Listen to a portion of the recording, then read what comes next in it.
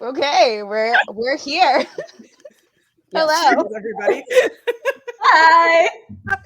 What you didn't see are the 4 attempts to make this start. It's fine. That's what happens when Marisa gets to press buttons for technology. Welcome to Feral Ladies. We are feral. Welcome. Hi. Yay. Yeah, we have been talking about doing the show for a year and a We half. We don't do time math. That's no. true. You're right. We don't do that here. Yes. Let's establish some ground rules. The ground Yeah. rules of the Feral Ladies. Number 1, no time math. Don't do that here. We don't do that here. We don't do that. Don't do that here. Number 2, we are feral, so we will break our own rules potentially, but not the first one. Yeah. Melissa, do you have a rule? Rule number 3: expect all the cackling because that's what we do. I like it. Sometimes exclusively. Yeah. You There's just no words. yeah. It's about cackling. It's You're like an welcome. ASMR channel, guys. You just tune in and we just start laughing and you're like, and you're welcome to laugh along with us because we Yeah. are always laughing with you, never at you, mostly at Yeah. ourselves. Yeah, that's rule number 4. We're not making fun of you. We are exclusively mocking ourselves. Because we're ridiculous and Yeah. we're okay with that. And feral. And a little bit feral. Yes. Does- So Every time you say that, I got to be honest with you. I really want to be like, "Rawr." you should. I'm pretty sure that's going to be an intro. Y'all, we haven't seen the intro yet. It's still in development while we're recording this first episode for you. I'm pretty sure there will be some claws and some Rawr. rar. Maybe it'll just be Kacey going rar at the end. We don't know. It could be anything. Please don't do that. The internet does not deserve that. That'll be like the season 2 kickoff. It's just all of us taking turns going rar. Great. I like it a lot. We're already upholding rule 3. We're cackling. It's great. Cackling. Yeah, Yeah, we do. you called it. You called it. You were exactly One for right. Melissa. Checkity check. As I swing my F-bomb around. It's fine. That's what does. Courtesy of Joy Wonder.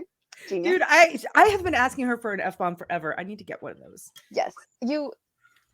The next con we're all at, I bet you'll be able to get one. Because sure I that I just will. called She dibs just on always sells them so quickly, and I always forget to be like, hey, save one for me, and then I'm like, oh, I was gonna get an F-bomb. She's like, oh, I just sold the last one. Yes. I called dibs pre-con Fantasy. You can go read various after action reports. And even still, because I never made it into the dealer's hall until after it closed on the last day, Mark was like, go get your stupid F-bomb. I was like, yes, sir, I'm so sorry. And he was like, no, she's been talking about it all weekend, so she wouldn't forget. And then I went in and she's like, I had to make this one for you because I sold them all.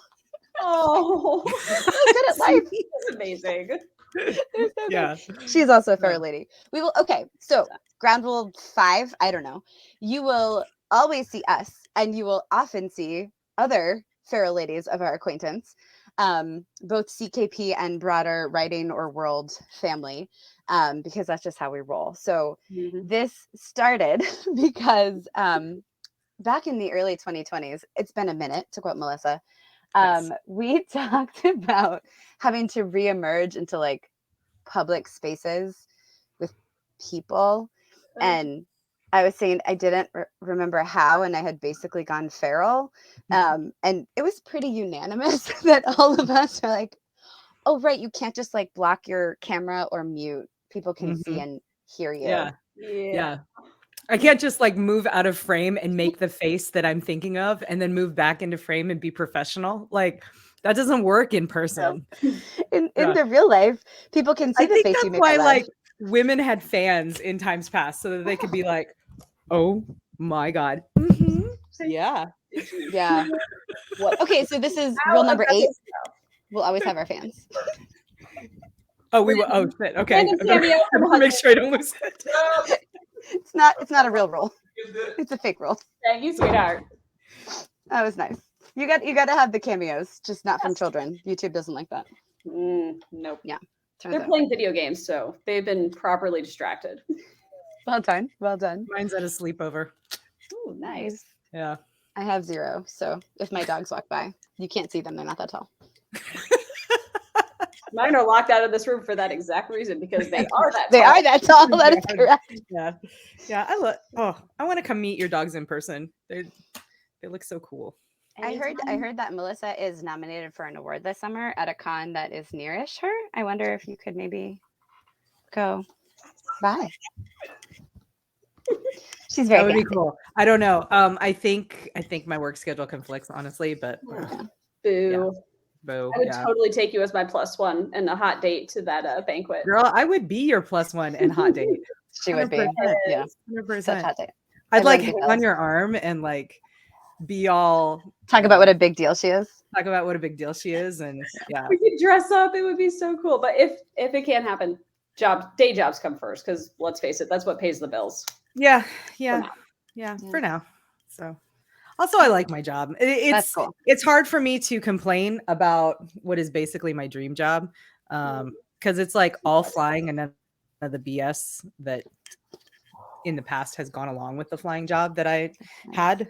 So yeah, I love my job, but it does mean that I have the world's weirdest schedule and sometimes cannot go to conventions like Fantasy this past year. So yeah, which is honestly kind of why I was excited that they were moving.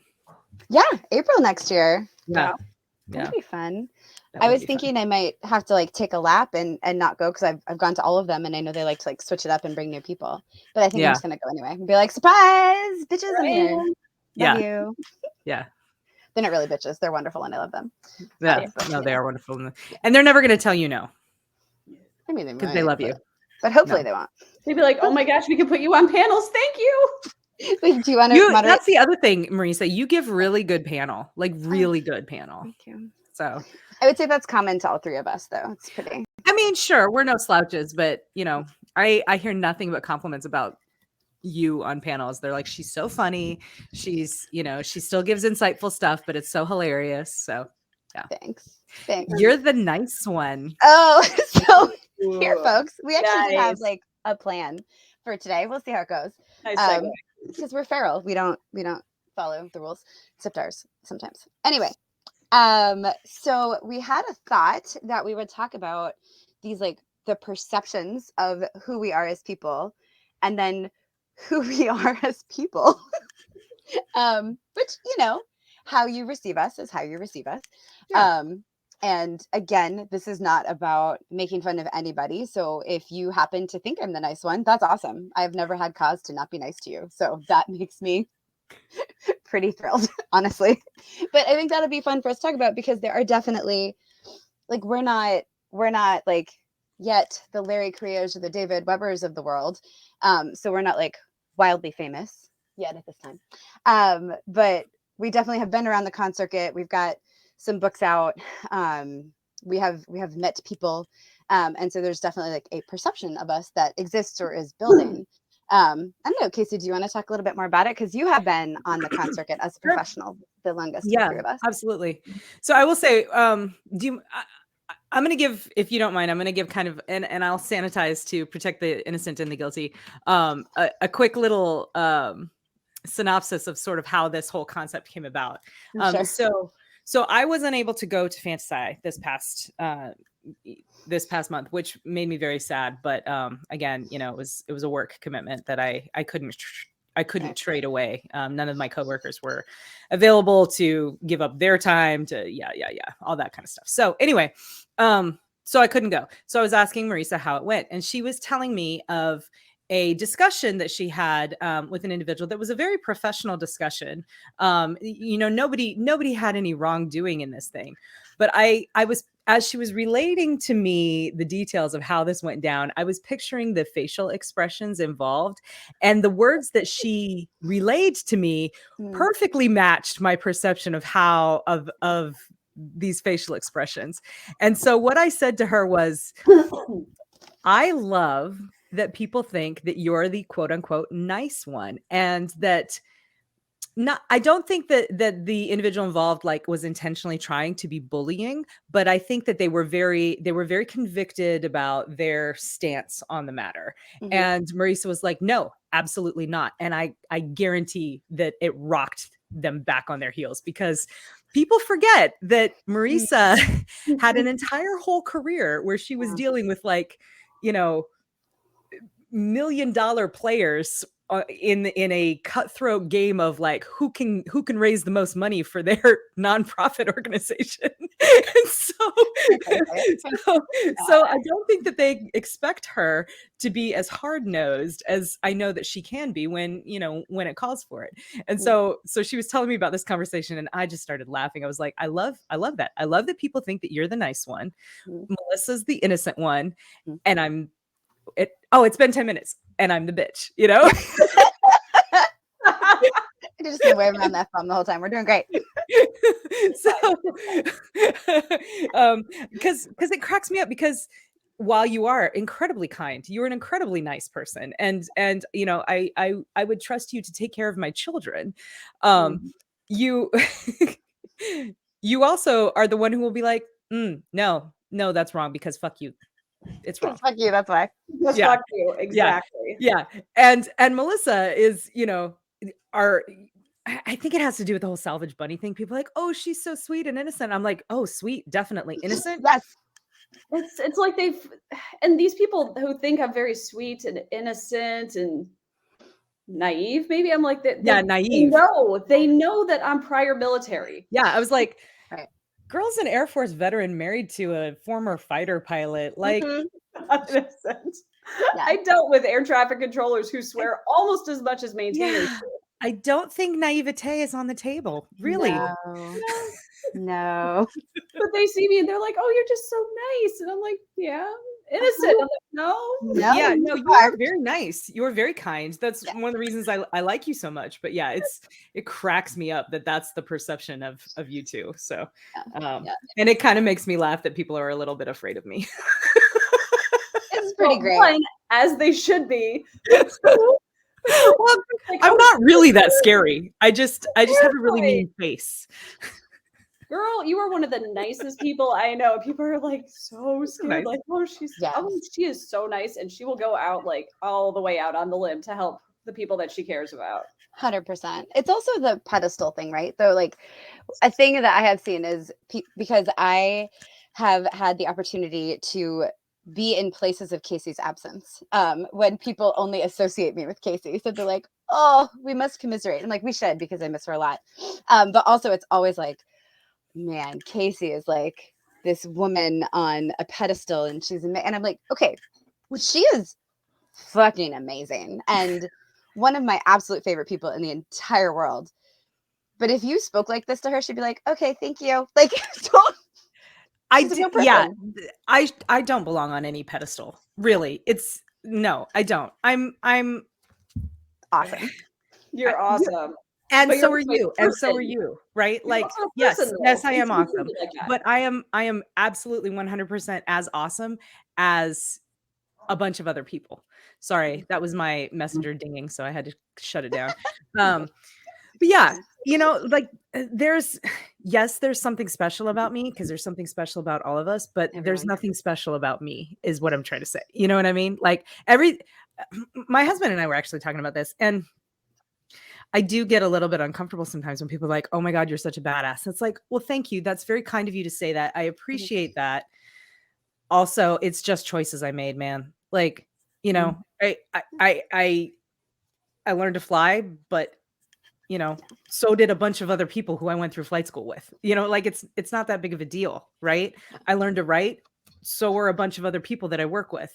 It's I don't know. It makes me yes and it's that part. It's when it gets so far, because like, yes, like I will never argue with anybody how awesome you are, because obviously, right. But you are equally as awesome.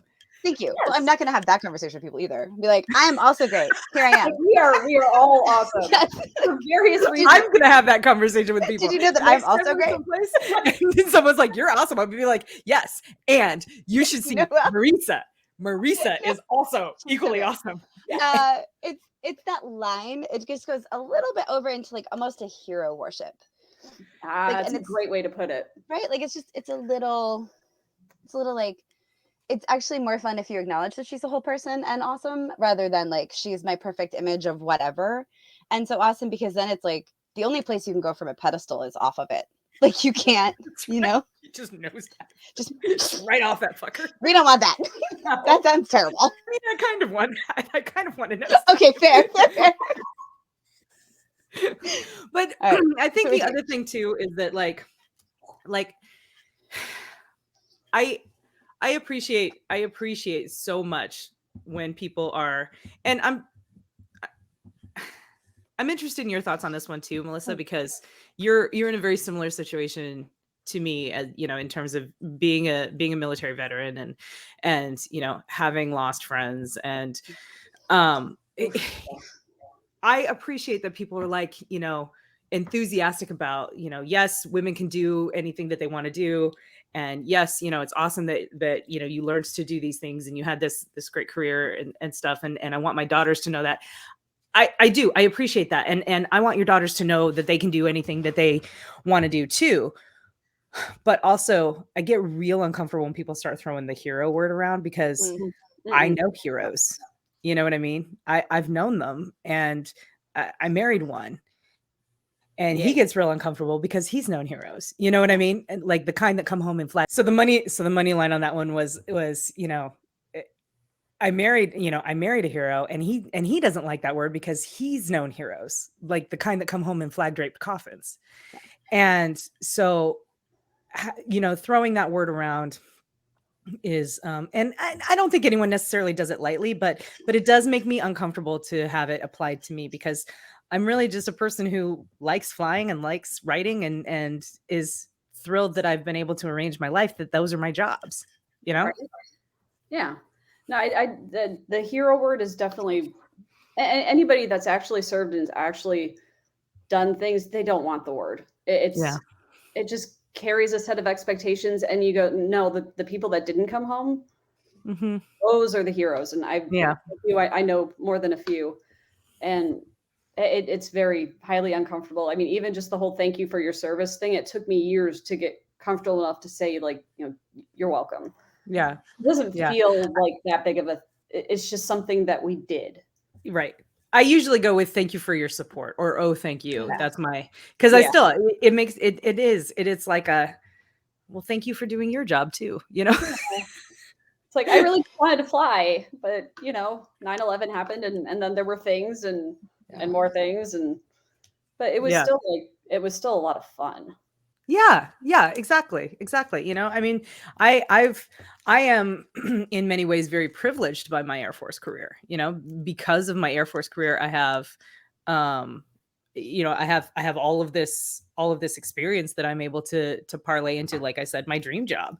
You know, I'm able to choose which part of the country I want to live in now that I've retired. You know, I met my husband. I was able to support my kids.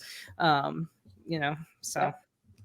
Yeah, that's how I met my husband. So I have no complaints with my military service, or, you know, where we ended with our careers. Neither of us ended up retiring. We got out. I was in 6.5 years. Dan was in 13, and it was enough. It was enough. Yeah. It gets to be enough at a certain point. Yeah. Chris Kennedy actually had some really wise words on that when he and I were talking about it one time, and he was saying it when you get to the point where you don't understand the decisions and the communication styles of the people that are leading you, that's when it's time to go. And I found that to be pretty true. That's a good point. That is applicable across industries too, I would oh, sure. Yeah. Wow, we got really serious. We got real serious for our ladies. Yeah. Like, dang. Sorry, I brought up coffins. I shouldn't do that. No, you should. Whole people. We get to be whole people. Whole people. Like, Marisa is her own person. Kacey is like her own person, like standing with her feet firmly on the ground because she's super level-headed and not on a pedestal. And I am most decidedly not innocent. Ta-da! I will say, like, yes, I am my own person. And way back in the day, the early 2017s, we don't know how long ago that was, a minute. When no time left. It's fine. When people would be like, wow, Kacey's book Assassin is really good, I was often like, hi. I also wrote Assassin. I am also here. My name is also on the cover. And right there. that was the time I was like, but I am my own person. I'm not just like her pen name that she adds to her name. Like I exist also. Just BT dubs, I'm a real person. But one, Kacey Ezell and her pen name Marisa Wolf wrote this book, and it's awesome. She's fully capable of doing that. She's fantastic, but I really was there, and I really did contribute.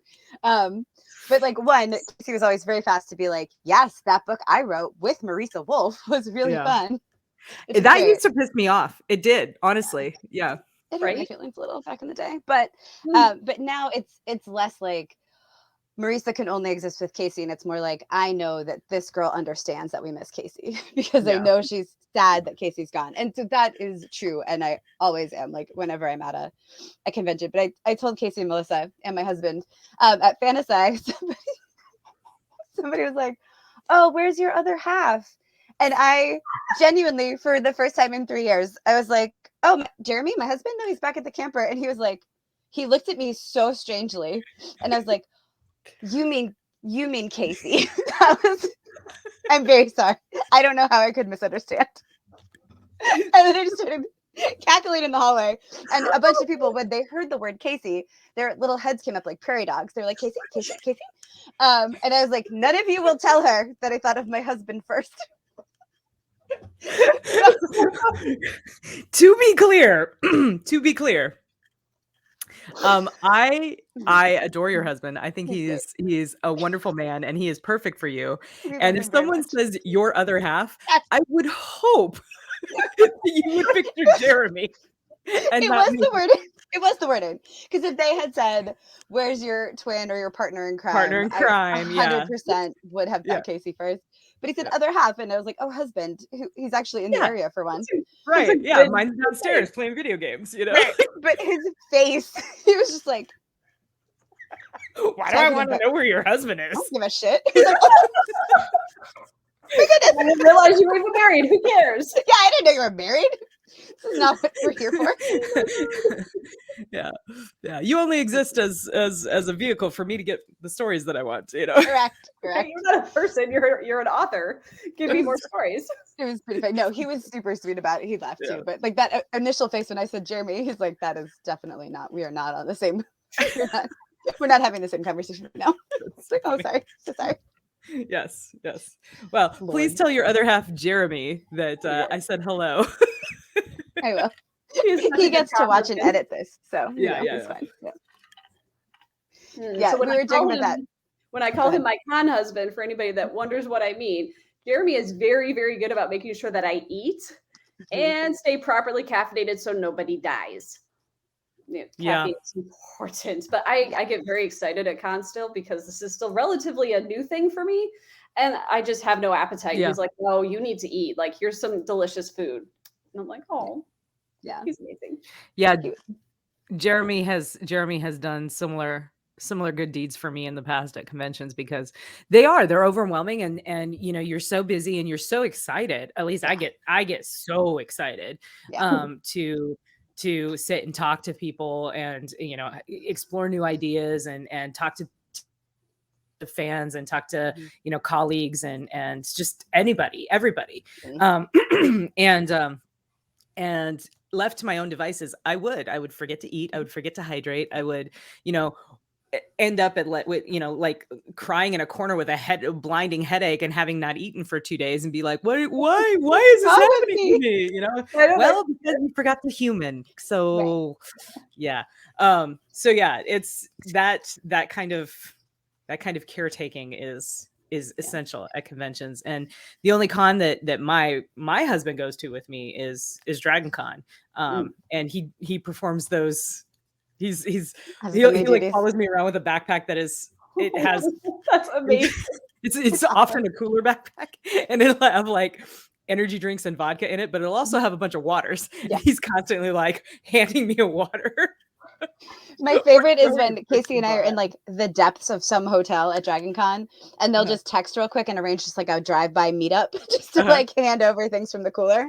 Like, here's your water, here's your Red Bull. Go forth. See you in 4 hours.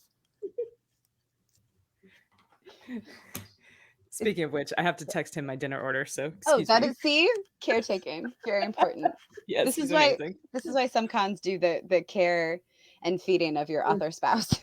Yes, this is brilliant.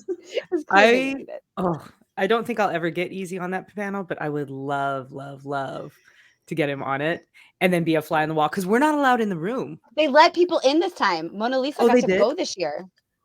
Mm-hmm. I would love my husband Dan, he's amazing, super supportive.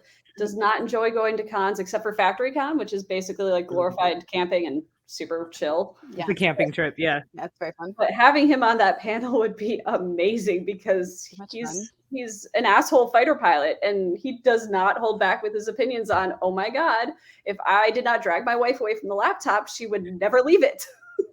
Her ass would grow into the chair. I think Jeremy may have said that on one of these panels. Like, if I didn't forcibly remove her ass and the chair would become one. Not in a fun way. Not in a fun way.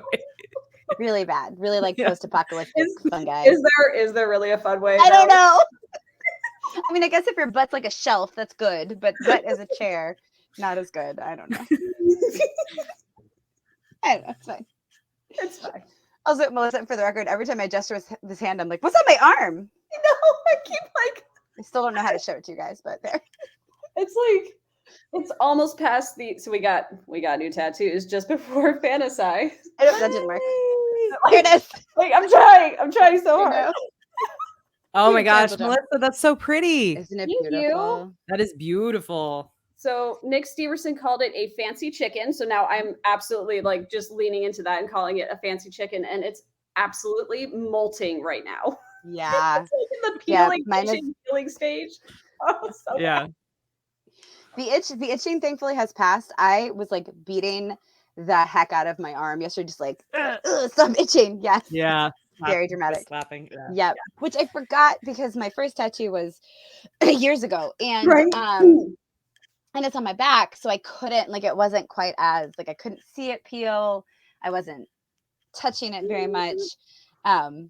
This one, I was like, oh, that's not pretty.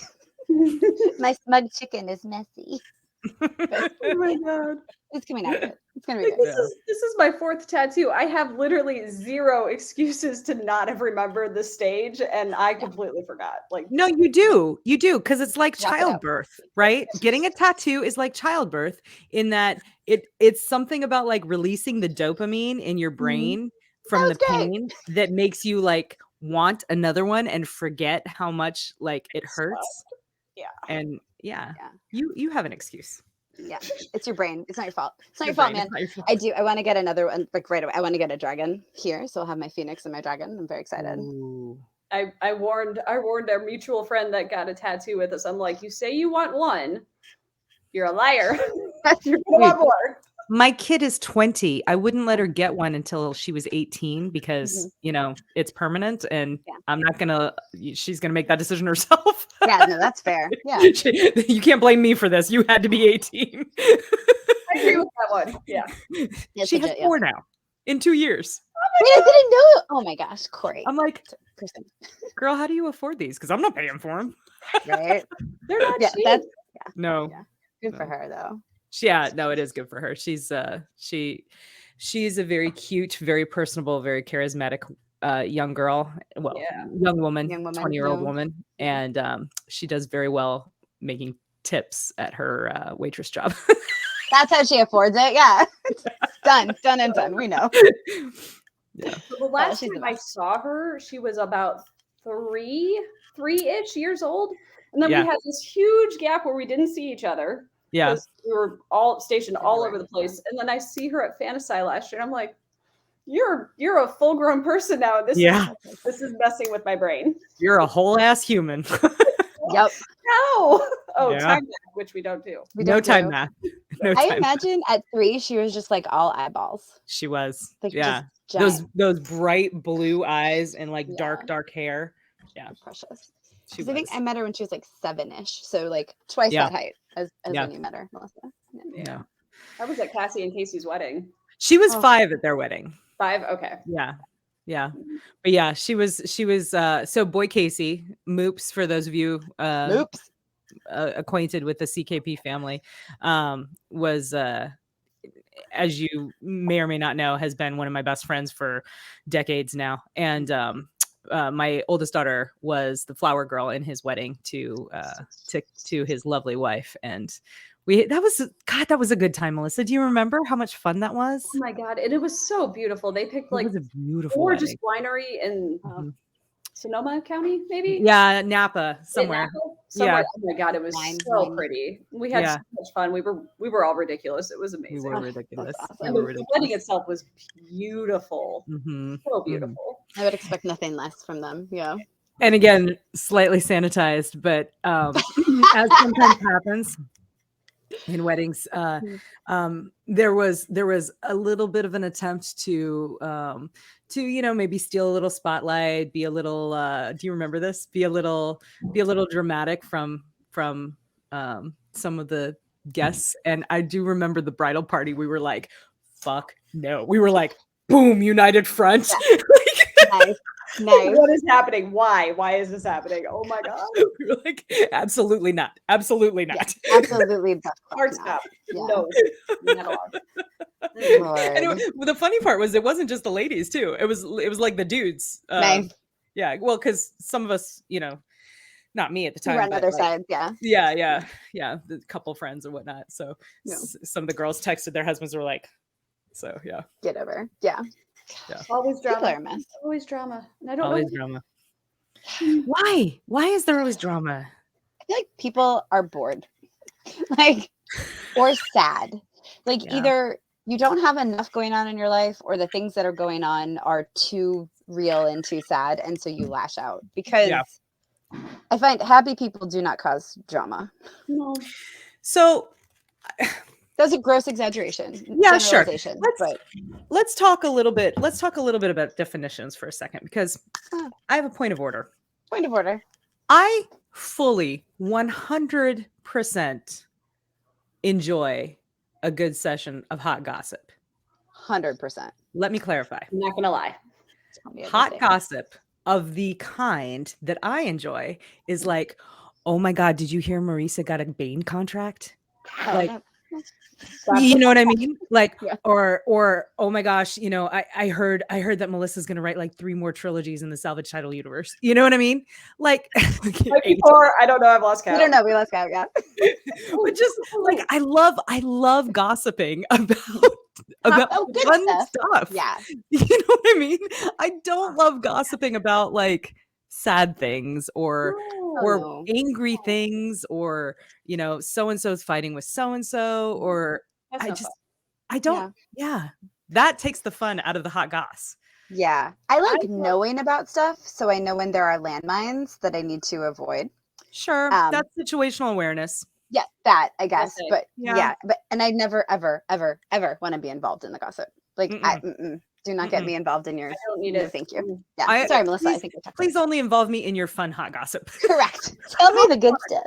Popcorn gossip. I call popcorn it gossip. You have to sit back with a bowl of popcorn and just watch it unfold, because it's good stuff. Like for instance, a certain pair of authors that we both know and love, Jason Cordova and Kevin Eikenberry, may have killed off a whole bunch of beloved characters in their latest novel. Maybe. And Jason may have bribed me with sweet, delicious mochas to bodyguard him for fantasy. That is the kind of gossip that I love. Really? I did not know that. Yes. Oh, it was a big deal. It was a whole thing. That's amazing. He was very concerned. Well, I knew he was nervous that people were going to be mad at him. He was scared of Yvonne. Yvonne is a force of nature and absolutely a feral lady. Love her so much. And she was terrified that she was going to straight up hug him. His ass. Hug him real hard. Like hug him till ribs cracked. Yeah. Hug him. Yeah. Yes. Lots of hugging. But I kept telling him, I was like, dude, did you kill off a whole beloved race? Because we did, and we're okay. We made grown men cry on their plane rides. 2 confessions. Pretty delightful. So still one of my favorite things. Yeah. That's popcorn gossip drama. That's great stuff. That's the good stuff. I agree. Or again, Jason and Nick Steverson running away from Nick's mama like a pair of little girls. It was phenomenal. That was really great. They ran through the whole hotel, the whole thing, like just ran a lap trying to get away from Stacey Steverson because she didn't want them to leave karaoke. My favorite thing was how she, like, you know how they say humans were successful apex predators because we're persistence predators? Like, we would just walk after our prey. We did not have to run. So the boys are like running. And then a few seconds later, you just see Stacey super calmly just walk in their direction. And I was like, oh. Doing her pursuit apex predator thing. That's right. Who is the apex predator in this situation? Right. Stacey. And they tried ninja rolling like on the interior patio, and apparently the steps were a little taller than they thought. Or Jason actually like injured his arm on that stunt. No. Okay, well, at that point, it stops being fun hot gossip. But he didn't realize it for like weeks, so it was funny for weeks. A year. He didn't realize it for a year. Like, recently, he realized it was a hurt. It's like, oh. Jason. Nick, on the other hand, got exactly what he deserved. I mean, it's his mom. You know better. Come on. Yeah. She won in the end, of course, because persistence predator. Because they were back in the karaoke room. That's funny. That's too funny. Con karaoke. The best. The things I miss. Yeah. That was last year? 2 years ago? When I was in camp. Yeah. That's where this came from, by the way. This is Fuji. It's beautiful. Gorgeous. This isn't actually mine. This is my daughter's fan, but it was the closest one within reach. So we both have our daughter's fans. Not me. Nice. I bought this at like a flea market. I don't know. It was like 5 cents, but it's dragons on it. So. Yeah. I'm pretty sure we got these at a Japanese gas station. Nice. Which are phenomenal. By the way, they have like full up like markets at them. It's definitely an experience. Fancy. Yeah. Living in the future. What's that? Living in the future, I think. Right. Yeah. Oh my God. Yeah. Technically too, right? They're ahead. Yes. Yeah, they are. Like 12 or 13 hours from East Coast. The whole day. No time math. Right, we don't do that. No time math. No time. No time math. 1, because it's mean. But 2, my niece, who is 10, was when we were in Charleston. And we were doing something. We were trying to figure out what we were gonna do. And I was like, I hate math. And I was like, I have a 10-year-old girl here. Nope. It's like time math. I hate time math because math. And so like maybe 2 days later something happened and she goes, Marisa, that's why I don't do time math. I was like, oh, you're right. So now it's a thing forever. Today for you. But it was pretty great. So time math, not a thing. And it's like when people tell you how long ago 2002 was, I don't need that in my life. That's very negative. Keep that to yourself. Nope. The 80s were 20 years ago. The end. That's right. So I recently hung out with my 12-year-old niece and my 10-year-old nephew and my 10-year-old daughter. We went to Busch Gardens on Friday, and my niece, I told her that she has by extension crushed the souls of several of my friends because she told her dad something, he told it to me, and then I've relayed it to you guys. She is the originator of the Dad, you were born in the late 1900s. Oh, God. Yes. No. How dare you do this to me? That's so wrong. Yeah. She was so sweet. She just giggled. Evil child. I love her already. Yeah, right. she's awesome. Pretty great. She's awesome. She's a cool chick. That's awesome. So, yeah, it's like there was a little reel floating around on the Instagrams for a while about like, oh yeah, when were you born? Oh, I was born in 2000 and there's more? That's a compound sentence? No. You don't get to be a full-grown human and say 2000 and get out. Every time I hear it, I laugh. I just cackle because yes, accurate. No, there's no and. So I had a realization today. Actually, we were riding in the car, and I don't know, something was on the radio. It was talking about like the 1950s. I had this realization. I was like, we're not that far from the 50s again. Like all things, if things go well. I was talking to my husband. We were in the car, and I was like, if things go well as they should, we'll both see the 50s. Mm-hmm. That's That crazy. blew my mind. Yeah. Oh my god. Yep. Yeah.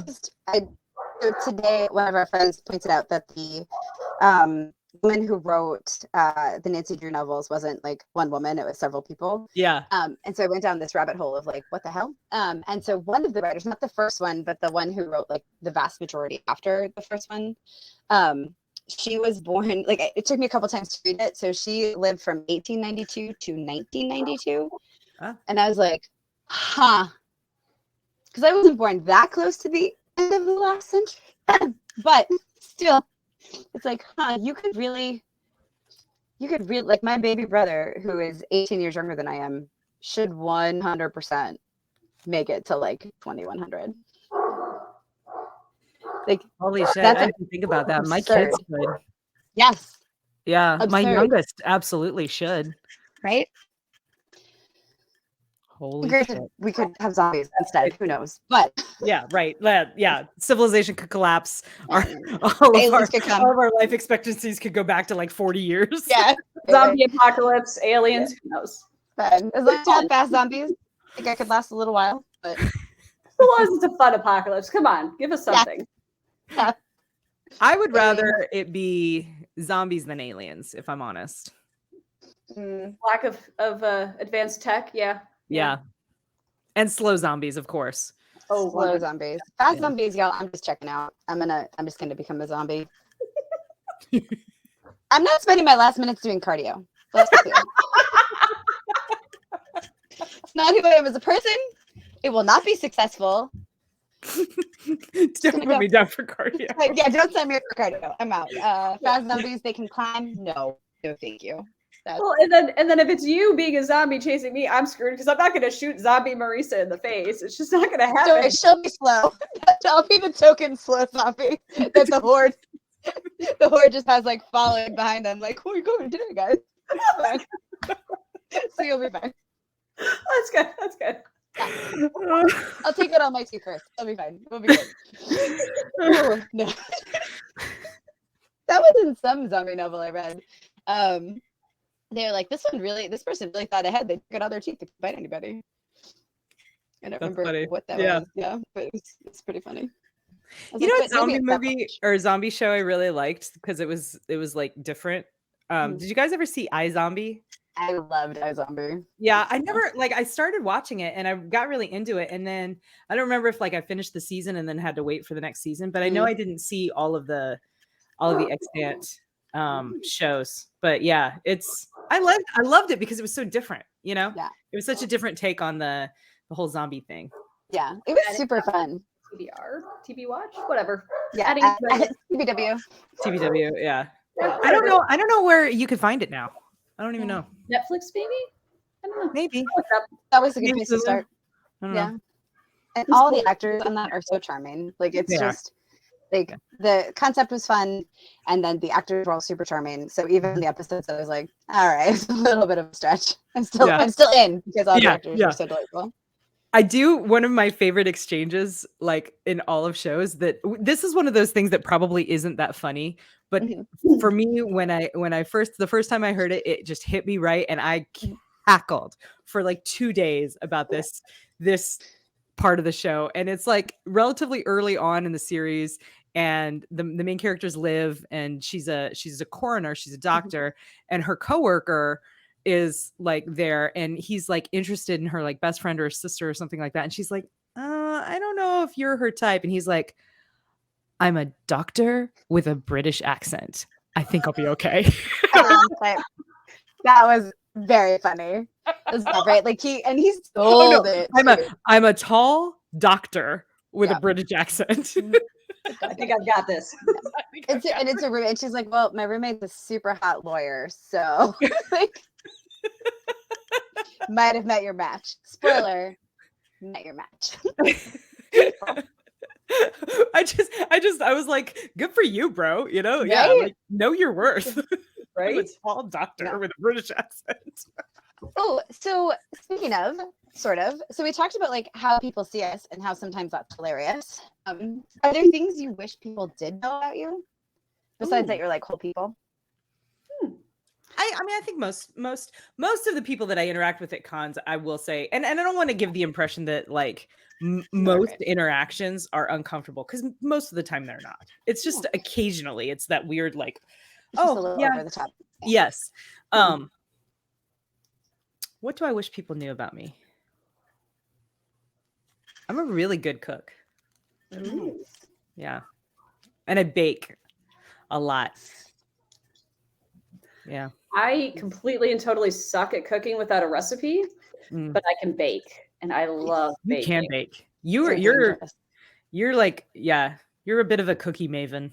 Yes. I love cookies. They're wonderful.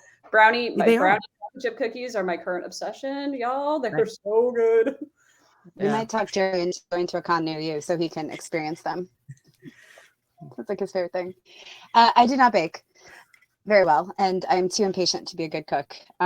Jeremy, however, my husband, makes the world's best chocolate chip cookies. They are, beyond a doubt, the best. I love them a lot. I would say, I think I like that people think I'm nice. Kind. I like that people think I'm kind. Yeah. Because I feel like I am. And if you don't know any different, that's amazing. It's because you've never needed to know any different. And I like that. That's good. Let's keep that way. Yeah. Because I don't actually like to be an asshole. It's just sometimes it's necessary. Yeah, I asked that question, but I didn't have an answer. And I think I gave kind of maybe that's kind of a shallow answer, but like, I'm a good cook. That's fine. I don't know. What do I wish people knew about me? So what do you guys wish people knew about me? There is a reason, at least for my part, there is a reason why Nick Steverson is one of my best friends, because we are both sarcastic assholes. Never in a mean way, though. Like, rule number 1 of CKP, don't be a dick. Which to me, like, if you're an asshole, you're just, it's not mean-spirited. It's not doing it to be mean. It's just our sense of humor is like a 12-year-old child when you combine it and do math. Yeah. Yeah. Never in a mean way. Yeah. Well, and it's funny too, because my perception of you and Nick is that you're like a pair of 12-year-old twins, brother and sister, giggling. And heaven forbid someone come at you when Nick's around. Oh yeah. Actually, I would kind of like to see that in action, if I'm completely honest. Like, I would for sure get the popcorn for that one. And that's not a nice gossip. I'll be honest with you. But I think if anyone else tried to give you the shit like Nick does, he would. I would be interested to see how that went down. Let's put it that way. Well, and going to cons as a woman, like, I don't go by myself. Like, I always make sure that I know people, that I'm around friends. And if Nick is around, I never worry about anything, because he's really, really tall, and he's protective. Like, I never worry about anything when Nick's around. Yeah. Yeah. I feel the same about Nick, and I don't know him as well as you do, but I'd go to a con if, with him as my buddy, my battle buddy, if you will. Yeah. Yeah. He's a good battle buddy. Yeah. I think he's okay. No, he's great. He's great. He is an asshole, but we love him. I 100% picture Nick as, if Kevin Eggenberry is my writing brother, I 100% picture Nick as my little brother. And I just 100% give him a fucking at all times. To be fair, they're both much taller than me, so this is a very like arbitrary little brother big brother situation. But yeah. Yeah, I'm with you. I feel like Nick is kind of got that little brother vibe a little bit too. Oh yeah. It's just funny because if he and Melissa are twins, I don't feel like Melissa is my little sister. I feel like she's just like my straight up sister. Yes. I Same. feel like H.Y. Gregor is my little sister, and I love her. Yeah. She totally adopted us as her big sisters, and I am here for it. I love her so much. Yeah. One of the folks at this last con asked me to keep an eye out for, like, on behalf of another author, and just kind of like, he started to say con mother, and I was like, I'm sorry, what are you asking me to be? Because I said steward as he said mother, and I was like, how old do you think I am, sir? I am not full-grown adults, con mothers. Even if we could do that math, which we don't do that here, potentially it's possible, but no, we don't do that. And he's like, no, steward's a great word. And I was like, you were gonna say mother though. And he's like, damn well I don't think you're old. And I was like, it doesn't feel it at all. You heard my feel I know. Do I? Like, I have to go lie down. I'm very old. I must rest. I'm gonna go into the West and diminish. Thank you so much. It's fine. Anyway, so age is arbitrary, is what I'm saying. Like, I will be 29 till I die of old age. Thank you. Not me, man. No matter. I've decided to go the opposite route with it because fuck, I wasn't sure I was gonna make it this far. Fair. So yeah, I claim every one of my 46 years, 100%. Nice. Yeah. No, I love it. I'm for it, mostly because so one of my best friends and I we started this kind of by accident. So when we turned 30, she was deployed, she was in Afghanistan, and I was like, we turned 30 like a month or two apart from each other, and I was like, there's no world in which either of us turns 30 without each other. She was like, no, you're right. And I was like, and there's no way that you're turning 30 while you were in fucking Afghanistan. She's like, agreed. Can't drink, can't hang out. No. And I was like, great. So we started planning a trip. And when she came back, we went to Costa Rica for a week and a half. And that's where we turned 30. So that's how time works. And so the whole time we're there, people are like, oh my gosh, that's so great. Like, how do you feel? Like, I'm in fucking Costa Rica. I feel amazing. Like, yeah, I couldn't have afforded this at 20. And so at 40 we went to the Galapagos. So I feel like it's just like I couldn't have done that in my 30s. Like, that was a big ass fucking trip. Yeah. So so that's awesome. So like, yeah, I'm 43. I'm a little sad I'm not 42 anymore because it is the answer. The answer. Yeah. I mean, Jeremy got me the shirt. I wore it a lot that year and I still got it. Great birthday. But yeah, so I'll own my age, but not con mom. I'm going to be 40 this year. And I don't care that I'm going to be 40. The only reason I went with 29 is because my kids, like 3 years ago, asked me, how old are you? I'm like, I don't remember. Time math. I did not remember. You don't do time math here. Who knew that? I'm like, I don't know. You're like, wait, how old are you? Hold on. Hello, question with a question.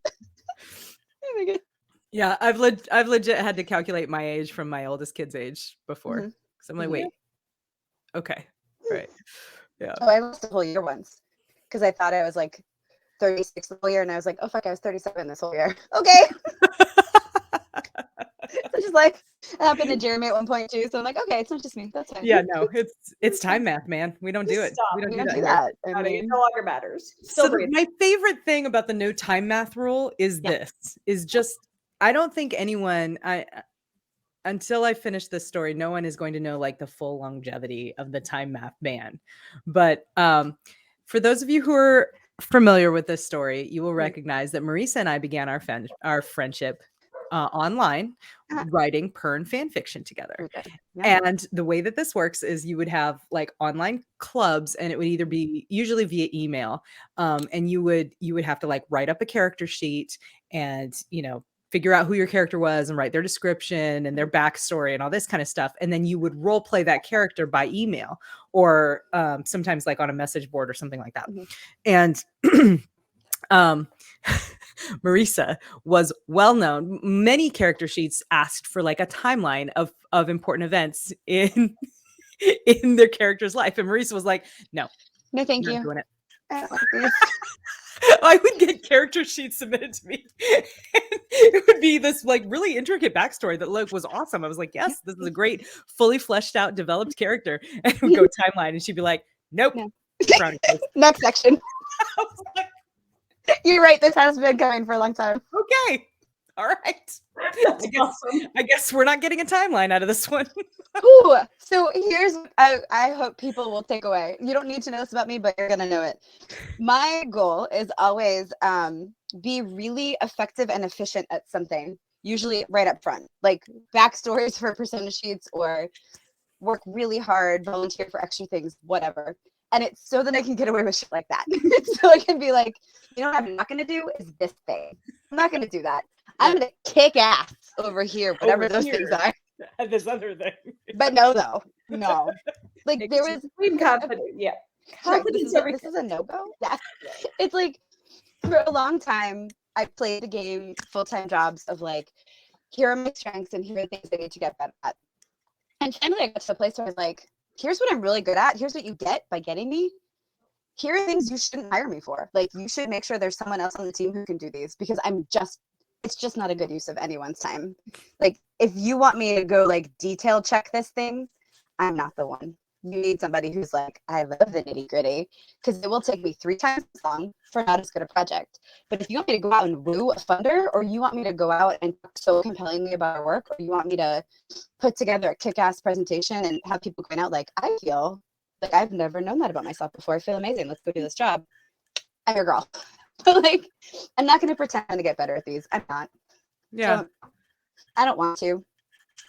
I appreciate that though. Like I kind of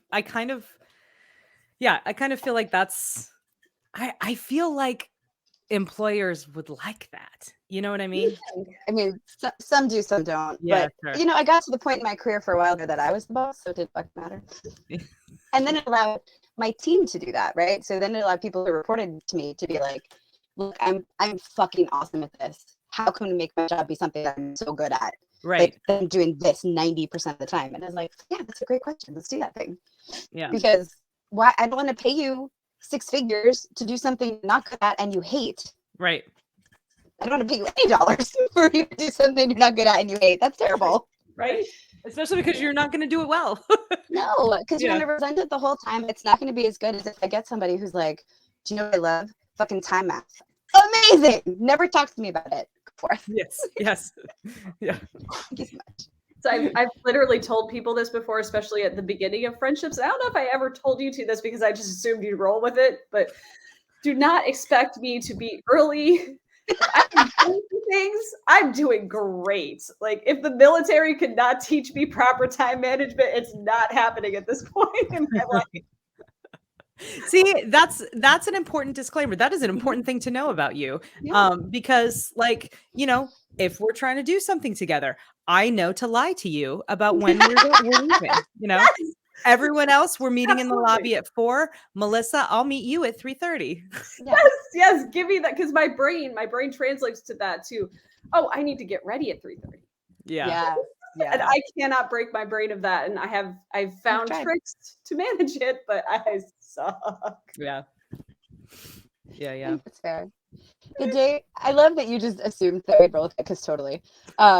My favorite, so the day I knew that I was going to be like for real friends with Melissa, you guys have probably heard the Salvage Angel story, in which she did not say Salvage Angel. I almost fucked up just then.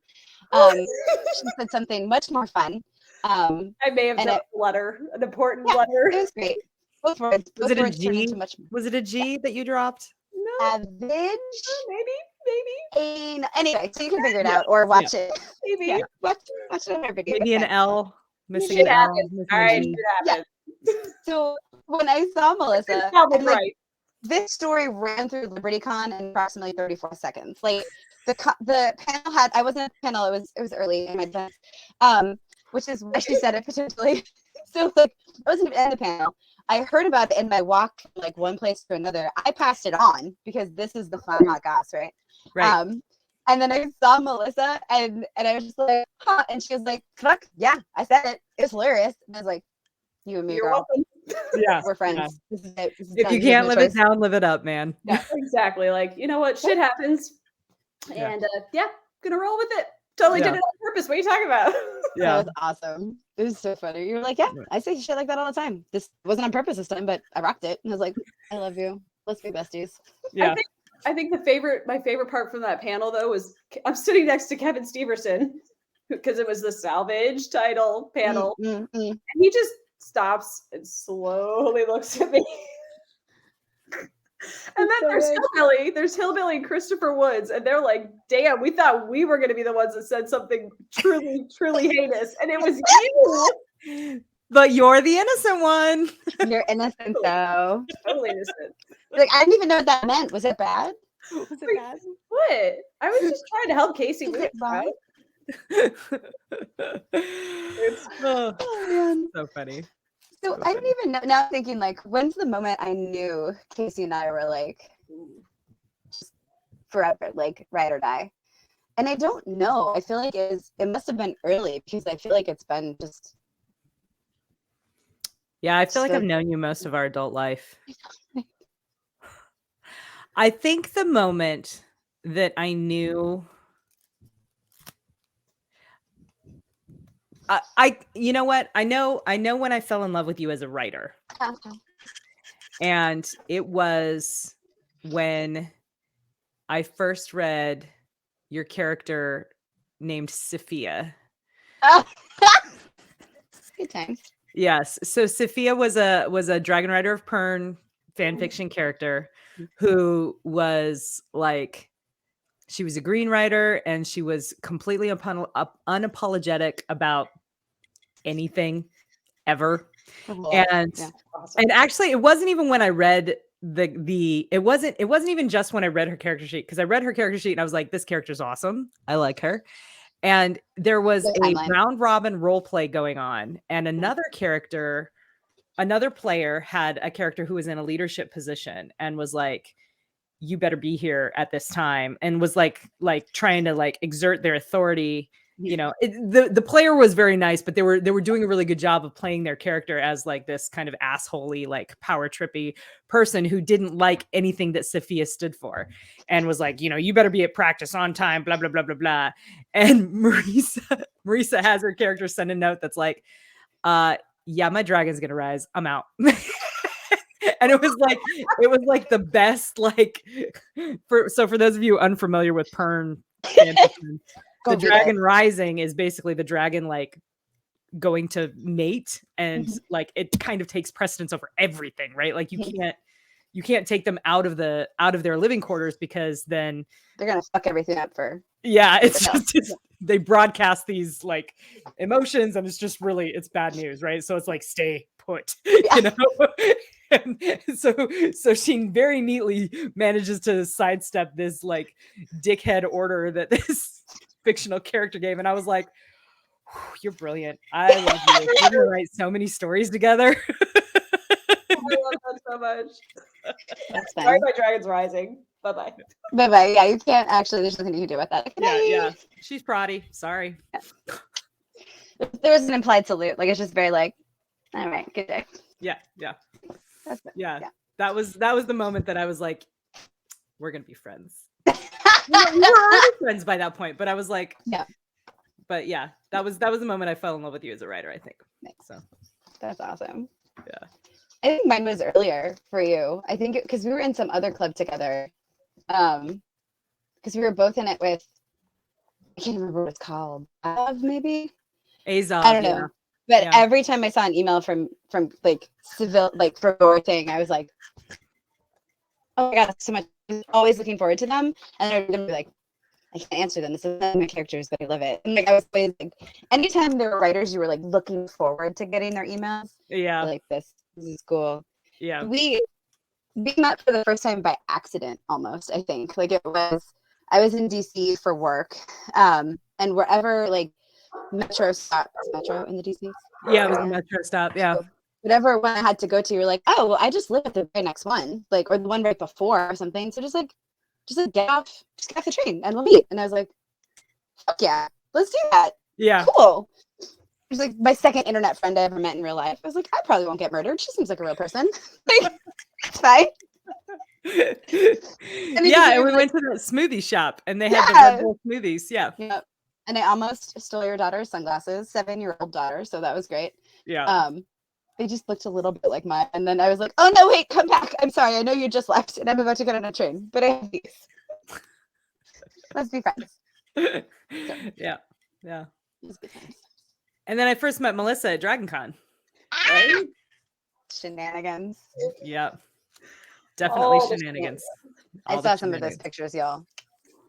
Oh yeah, with our little outfits. Oh my God. Cute girls in their 20s. Shit, it was awesome. We were cute girls in our 20s. And not wearing a lot. But it was cute girls in their 20s, really. Man, we were wearing t-shirts and underwear. Pretty much. Yeah. Actually, I retract my statement. Girls, wear whatever you want at the end. Yeah. You don't need to be cute girl in your 20s. Live your life. That's right. Wear whatever you want. Yeah. Boys too. Wear what you want. Yeah, boys. Wear what you want.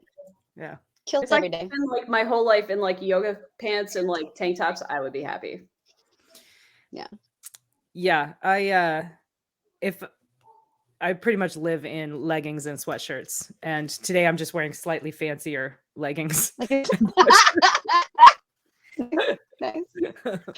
Yeah. I totally ditched here, guys, this might be TMI for you, but women will understand.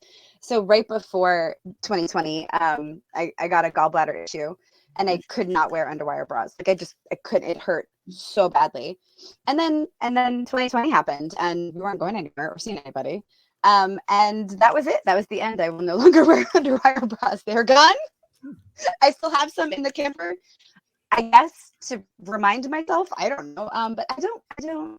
Thank you. Fuck 'em. Yeah. Don't miss them. I don't wear them either. I don't wear them either. No. So yeah. Feral. Totally It's feral. been an hour, you guys. Yeah. So yay, episode 1. Rocking this. Bras, how we met, impressions, no time math. No time math. Welcome. I swear to God, like I should have Marisa Olthoff dash the innocent one on my little name tape here. Yeah. Yeah. Oh, that's what we should probably do to wrap up. Where can people we're gonna do these probably like once a month. Unclear when that's gonna start, so magical time because it's how we do. So you will see us and sometimes special guests of our fellow feral ladies and our feral token dudes because we have a few. We can save one of those stories for next time. Yes. Maybe when we have our patches. That'll be good. But yeah, so do you want to tell people where they can find you in the meantime if they don't already know? Melissa, go first. What was the question? Like, where can we find it? I lost the plot. Where can people? We'll be doing these roughly once a month, sometimes guests. In the meantime, where can you find us? So physically, you can find me. So the next one I've got coming up is LibertyCon in June. Like a lot of us, that's in Chattanooga. I will be at Imaginarium in Louisville, July 14th through 16th, because I am up for an Imaginarium award. Yay! I know, I'm so excited. You're up for 2 awards. So Sunrise Over Shippo is up for Best Military Science Fiction Novel, and then I've got 2 short stories up for Best Short Story Award. So I'm so excited. So one of them is a Valkyrie story. Excellent. And then hopefully, fingers crossed, I will be at Dragon Con and Factory Con. So all the fingers crossed.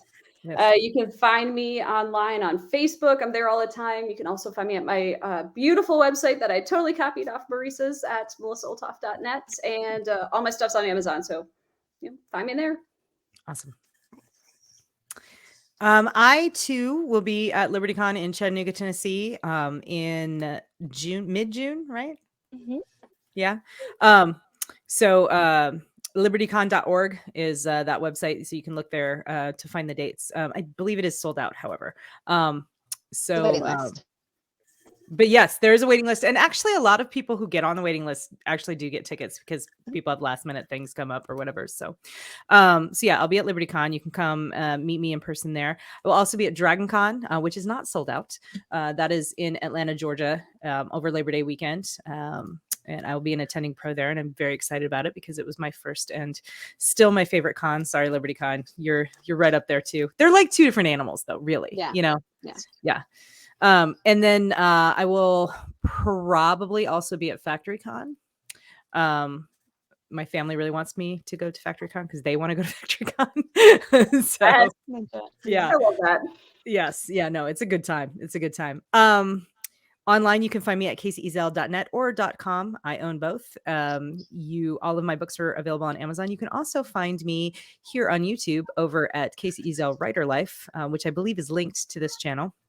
If you go to the channel links or whatever, I do videos there pretty frequently, just about shocker, my writer life, right? Like it's right there in the name. So both of these ladies have been guests on my channel, and you should definitely check out their episodes because they're awesome and hilarious. Let's see. I think that's it. Oh yeah, you can also find me on Facebook at Kacey Ezell, and then also on Twitter at Kacey Ezell and or Kacey Ezell 1, I think, and then Instagram, same thing, Kacey Ezell. So yeah, many places.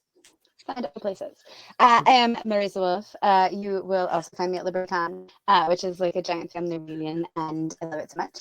And then after that at DragonCon, where we'll hopefully have Melissa come stay also. Also, we'll be staying with another fabulous author who you may see on this channel one day, Joelle Presby. So that's cool. So it's just like all the shenanigans in person you'll get to see. Yeah. Just think of yeah. that. Online, marisawolf.com, marisawolf.net. I go both ways. It's my favorite joke, so if it's getting old for people, but I love it. Never gets old. Never Thank gets you so old. much. On Instagram is probably your best bet of finding me at Book Dogs, and you will find my dogs and my books. Books, yeah. And also my RV travels, but Book Dog RVs is a little too much. So Book Dogs is what you get. Hang out on Facebook. I always forget to update my author page, so just friend me. That's fine. And what you should keep your eye out for in this year of 2023. I genuinely forgot what it was for a second. No time math. It's fine. Yeah, it's basically time math. You should keep your eye out for this series called Valkyries, because you will see so many feral ladies on the page and behind the page. So Melissa's book is done. The kickoff novel is turned in. We've got another novel by one of our amazing token dude authors, mostly done. And then Kacey and I will be writing a second one for later this year.